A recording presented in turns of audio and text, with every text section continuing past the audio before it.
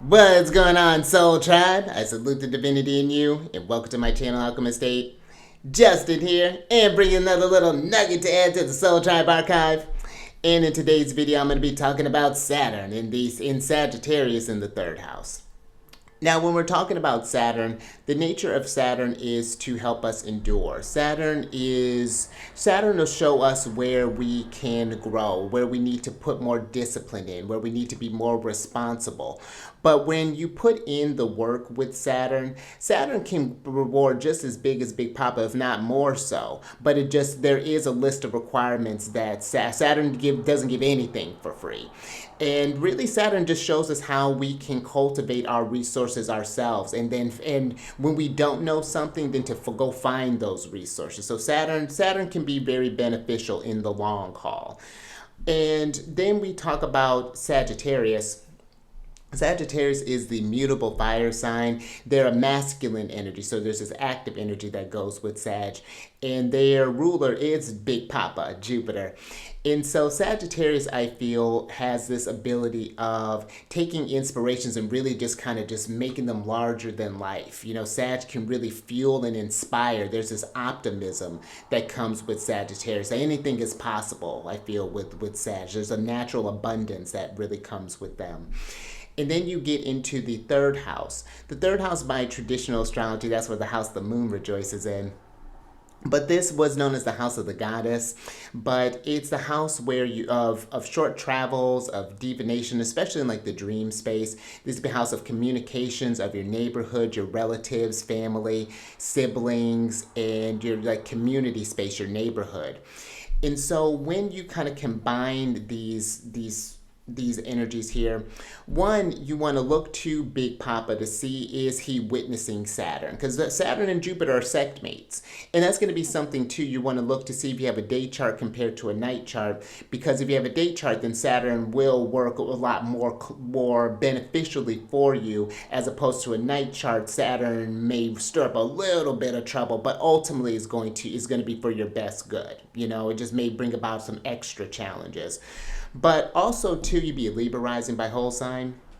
But Saturn is going to be responsible for your fourth house, which is the house of parents, home, and in the end of life, as well as the fifth house, which is your house of creativity or creation, children, pleasures, things along those lines. Good house, a house of good fortune. And so maybe I could see this where maybe you had very limited resources in your community. Maybe you had these dreams of, I could just see this as needing to maybe look outside of where you came from, as far as like maybe your family had a certain expectations for you. Maybe you wanted to become a vet, but they wanted you to become a lawyer. And I don't feel like it may necessarily be that they're just intentionally trying to keep you limited, but you want to pay attention to that if they're affecting your creative dreams and the things that you want to aspire to. I could see this as maybe partway, if you found yourself, I can see this as maybe if you happen to have siblings, maybe you had to take care of siblings and had to put your own kind of dreams on pause, possibly. But I would say, even to be mindful of taking how you were grown up, and especially like around your community things, and maybe passing that on to your home if it was something that wasn't unfavorable to you. It's like, how can you bring the resources that you weren't given maybe in your upbringing, if that's something that resonates with you.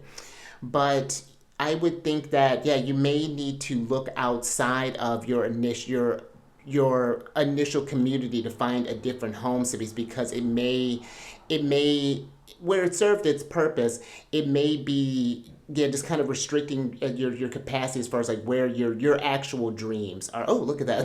It may be limiting what you actually love and want to do. So that would be something that I would pay attention to. Maybe your family wants you to focus on career and things, but you want to become a parent, or maybe vice versa. Maybe they want you to become, have a bunch of kids and things, but you want to go focus on your career. There could be a number of things that this could potentially kind of pan out to. But what else? What else would I say with this? Yeah, I would see, And this may even be where if your community didn't necessarily restrict you, it may be that there was a lack of support there. Maybe you weren't very close with your family. Maybe it was something where you were. Maybe you were even homeschooled, possibly. That could even be something where you've only had one way of kind of learning a thing, and now this is the challenge, is to just kind of broaden that community sense, even build maybe your own sense of community, which can take some work. But I feel that if Jupiter, like I said, is maybe witnessing this, that this could potentially kind of help you move along, but kind of help you through some effort, can really kind of help you grow in this. So that's a very rough kind of general view of what I would talk about with this placement. And if you have this placement, I would love to hear how you've been working with this energy, if you happen to know someone who has this placement. So definitely leave a comment down in the description box below to let everyone know how you've been kind of growing through this placement here, how you've been working with this tool in your toolkit. But I think that's all I got for you. So until next time, keep raising that consciousness and that vibration through the roof. And I will catch you on the next one later.